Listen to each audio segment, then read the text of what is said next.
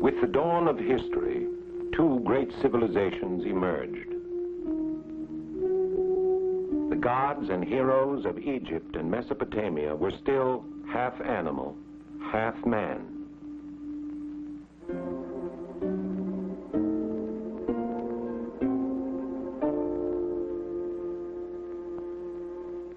Then, about 4,000 years ago, in the fertile crescent of land which bridged these early civilizations, the idea of a single, formless, unique God gradually arose, and the drama of the Hebrew people began. The Lord said unto Abraham, Get thee out of thy country. Unto a land I will show thee, and I will make thee a great nation. And in thee shall all the families of the earth be blessed. So the tribes of Abraham departed and lived for a while in the land of Canaan. But when a time of famine descended on them, they sought refuge in Egypt. Here, at first, they were welcome. But later, when cruel rulers came to the throne, they were enslaved. After several generations, Moses led them out of bondage. On Mount Sinai, he withdrew, alone, and made a covenant with the God of his fathers.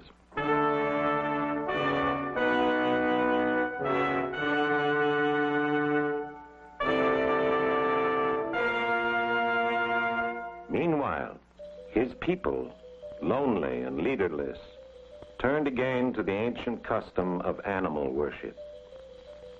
But Moses returned and rebuked them.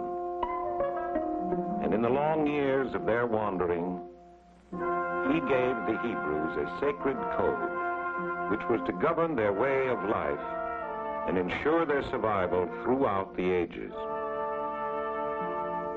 From this covenant between God and man, a sense of human justice evolved, which was to influence not only the Hebrew people, but the entire development of Western history. After 2 centuries of struggle, the Hebrews established themselves in the land of Canaan. Here, they chose their first kings.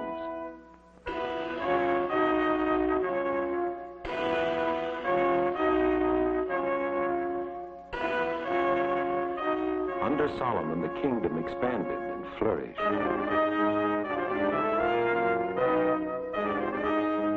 A temple was built to house the Ark of the Covenant.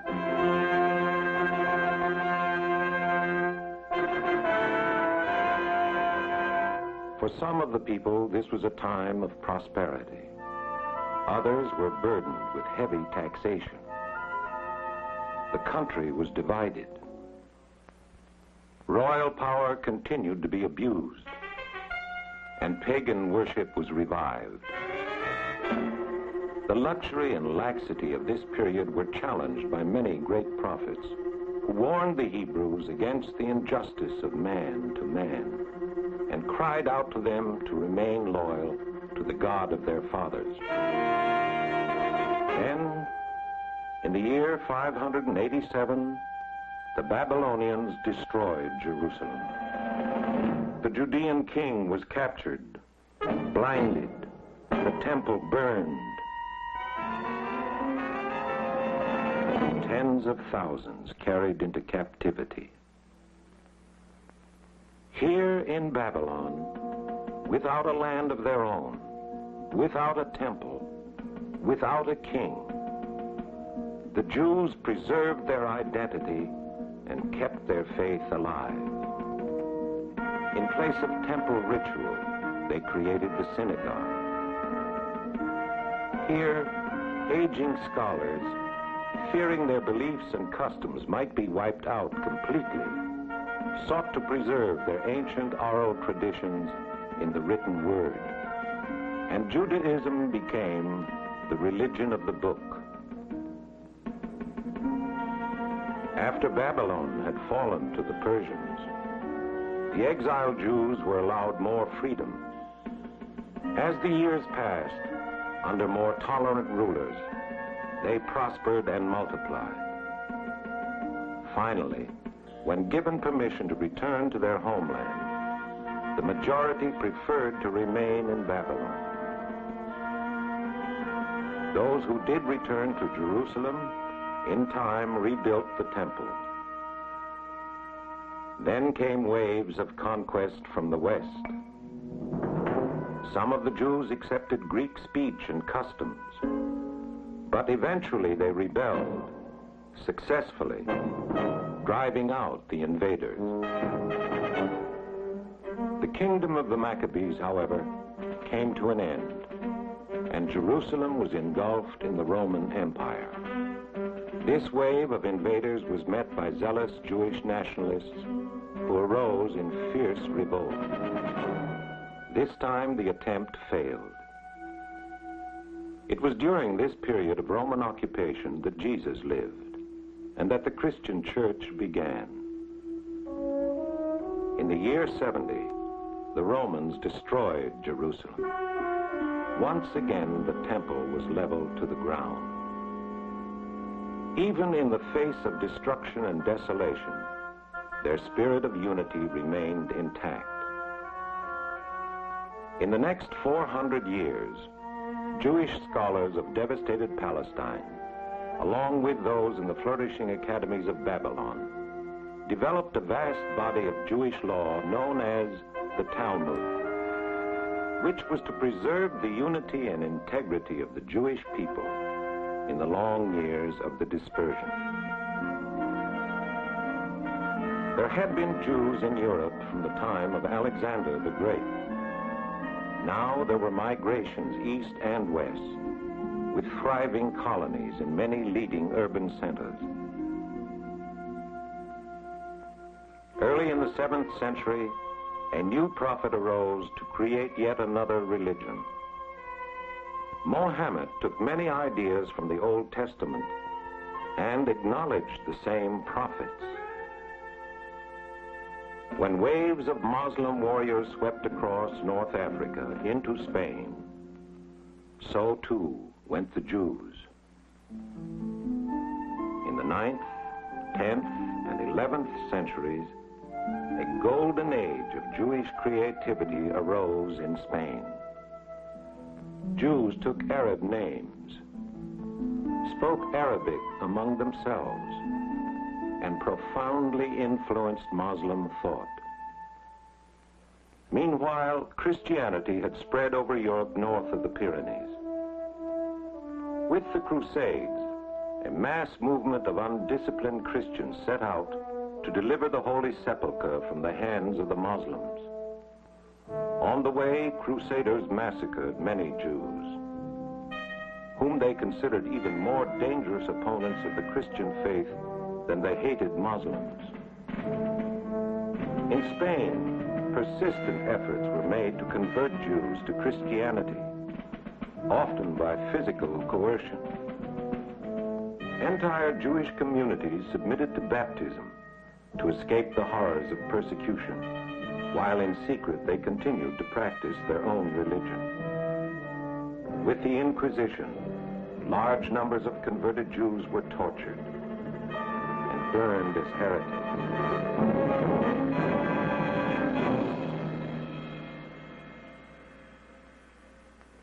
Since the sharply defined hierarchy of the feudal system denied land to any non-Christian, the Jews began to congregate in the growing medieval cities.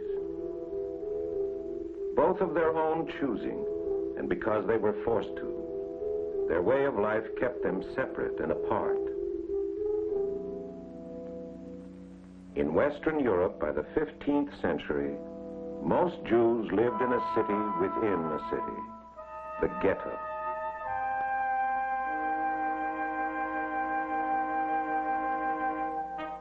In the late 18th century, the French and American revolutions extended the ideal of human equality to all peoples.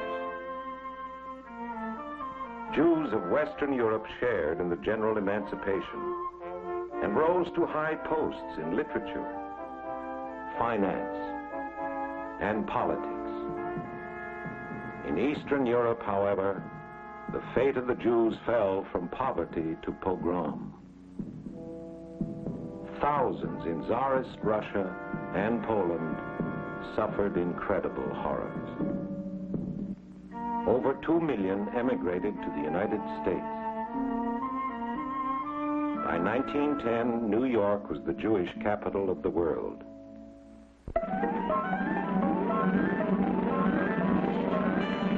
Then, in our own century, people of Europe, troubled and insecure in the aftermath of the First World War, looked to new leaders to relieve them of their fears, and for scapegoats to whom they might attach the blame for their own economic plight. The result was a new horror and a new word: genocide. Now their spiritual longing became a question of survival as the Jews turned in desperation to their ancient homeland. Here, since the 15th century, a small population of Arabs, Jews, and Christians had lived under the rule of the Ottoman Turks. Jewish immigrants had been trickling in long before the nationalist political movement called Zionism gained impetus under Theodor Herzl.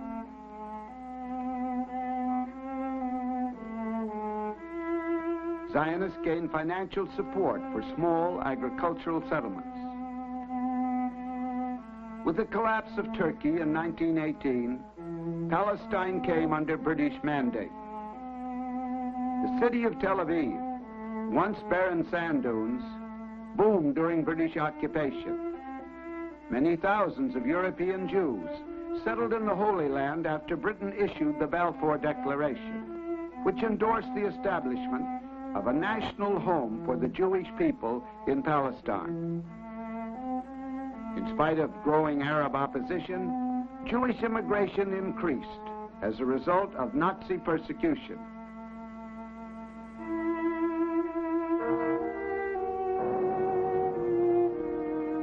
After World War II, the survivors, weak and broken, saw no hope but to live in Palestine. Refugees came by the thousands in overcrowded, leaky boats. In Palestine, extremist mobs rioted against Britain's restrictive immigration policy. The British Navy intercepted unauthorized ships at sea and forced illegal immigrants to turn back.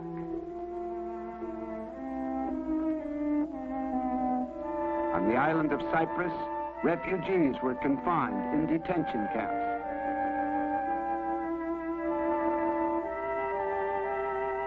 The Jewish underground in Palestine sabotaged British installations in protest. Unable to resolve the situation, Britain placed the problem in the hands of the United Nations. After months of investigation, a resolution was passed calling for the partition of Palestine into Jewish and Arab sections. The British withdrew, leaving the hard-pressed Palestinian Jews at the mercy of the surrounding Arab nations.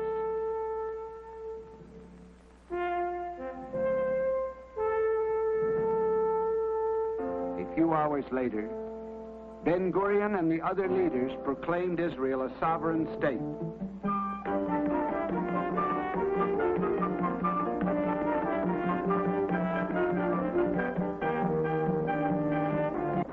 Arab armies set out to destroy the newly born nation, but suffered repeated defeats. Israel seized far more territory than it had held under the UN partition plan.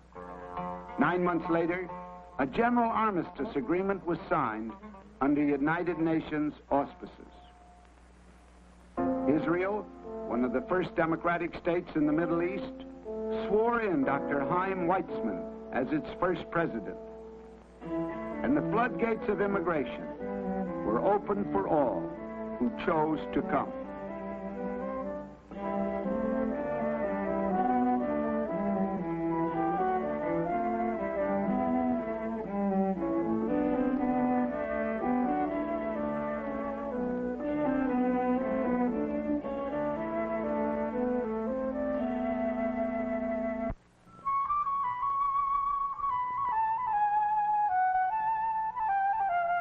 For 30 years, Israel's doors have remained open, and Jews have come by the millions. And still they come, from all over the world, for many reasons, to this land.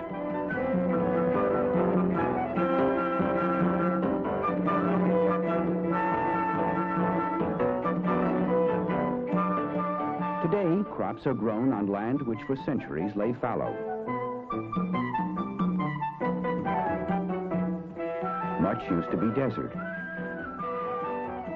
The people who lived here, mainly nomadic Bedouins, raised sheep and watched over their water holes. Water has always been a key to life throughout the Middle East. Now, after extensive research and the use of modern equipment, 3 times as much of Israel's land is farmed compared to 30 years ago. Old and new farming methods exist side by side.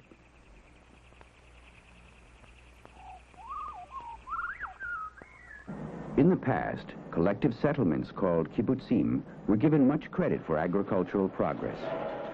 Today, they are responsible for only a small percentage of Israel's agricultural output, and only about 8% of Israel's labor force is engaged in agriculture.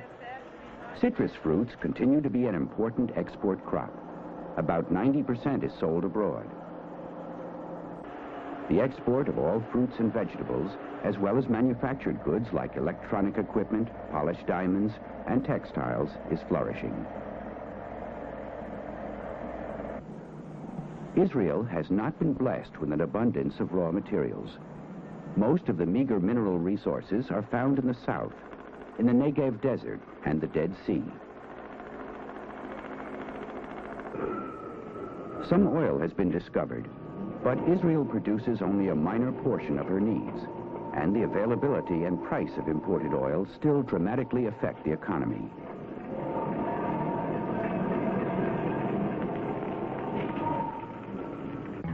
Industry, like the economy as a whole, has developed rapidly and been helped with financial support from abroad.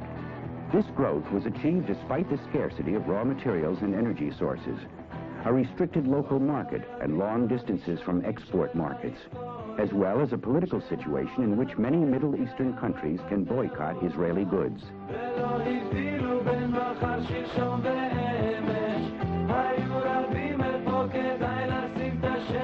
80% of the almost 4 million people live in cities, a dramatic change from 30 years ago.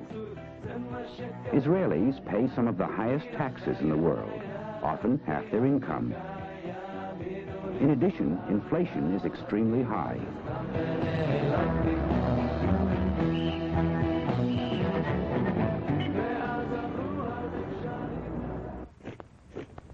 % of Israel's budget goes for defense.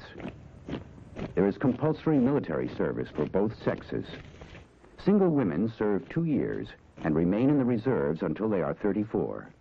Men, at 18, are required to serve 3 years in the Army and remain in the reserves until they are 55. They must report for a month's training every year.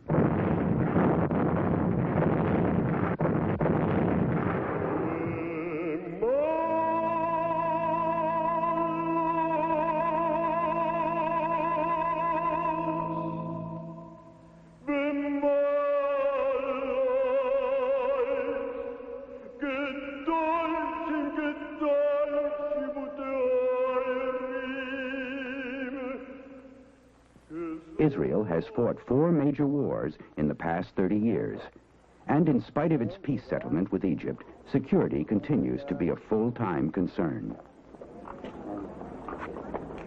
Okay, בבקשה. תודה. כן, אדוני.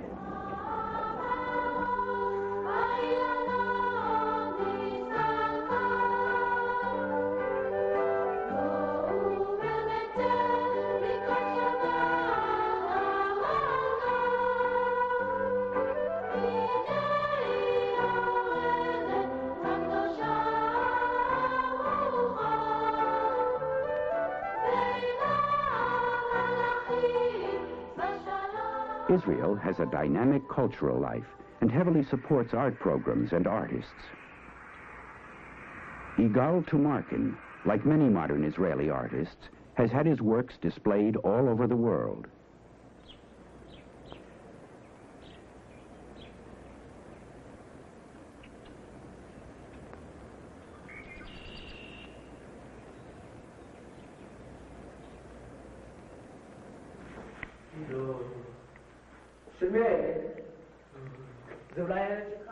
Throughout the nation, there are scores of amateur and professional musical and theatrical groups performing classical, folk, and avant-garde works.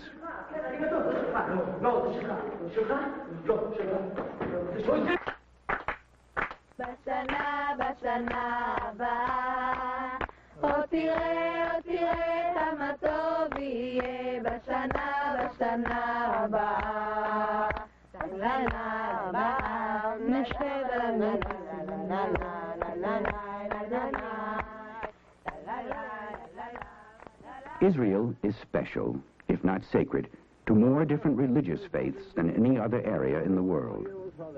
Jerusalem is considered holy by each of the three major monotheistic religions. Jews worship in David's city at the Western Wall.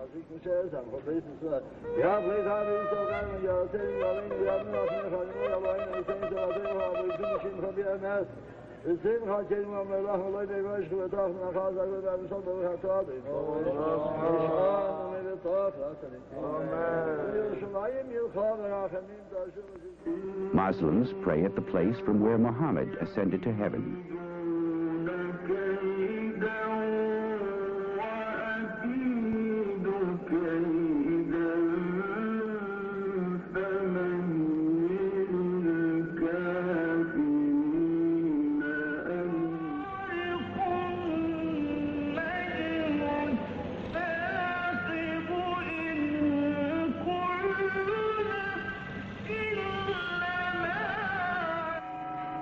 Christians worship where Christ was born, where he preached, was crucified, and died.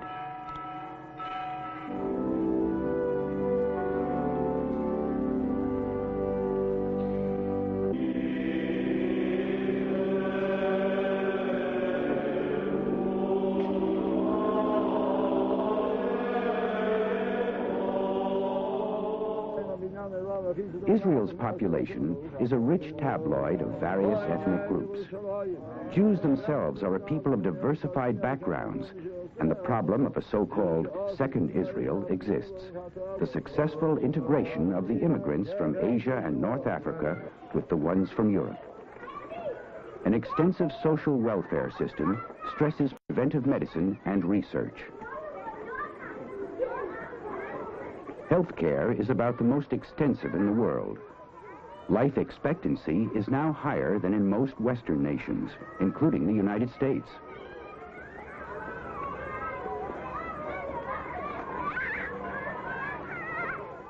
Social security laws help provide old age pensions, unemployment insurance, and protection in case of accident or sickness.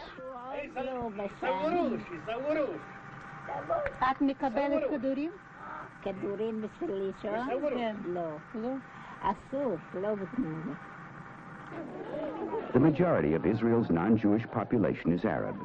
Some Bedouins have settled on the land and become farmers, but many continue their nomadic ways. Most of the hundreds of thousands of Arabs who left Israel in 1948 and 1967 still live in refugee camps in other countries. The Israeli government is attempting to integrate its Arab population.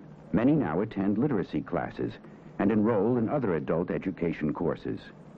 Education has been given highest priority in Israel, and a complete system has been built up from kindergarten to university. One objective, besides bringing together the various immigrant groups within Israel, is to effectively integrate the native-born Israelis with the immigrant populations. Education is free and compulsory between the ages of 5 and 15. Numerous adult courses exist, and 30% of the country's population is said to attend some sort of educational institution. Incidentally, Israel is the only country in the world which uses the Bible as a history textbook. The Hebrew language has been revived and is now a highly polished instrument for daily speech, modern literature, scholarship, and even science. מספיק. לא בכל הכוח, כיוון שאחר כך ההברגה עלולה להישבר. כן? זהו. בהתחלה עם האצבע, ואחר כך תחזק את זה. תתפוס ממש מקסימום, גבוה. עד הסוף, עד הסוף. כן. אבל לא בכל הכוח, כדי שהבורג לא יישבר. מה המצב אצלך, שלמה? Israel is the only true democracy in the Middle East. The Knesset, or parliament, is elected, and every citizen, male and female, over the age of 18, Jewish or not, is entitled to vote. Debates can be lively. Opinions are wide-ranging and vigorously argued.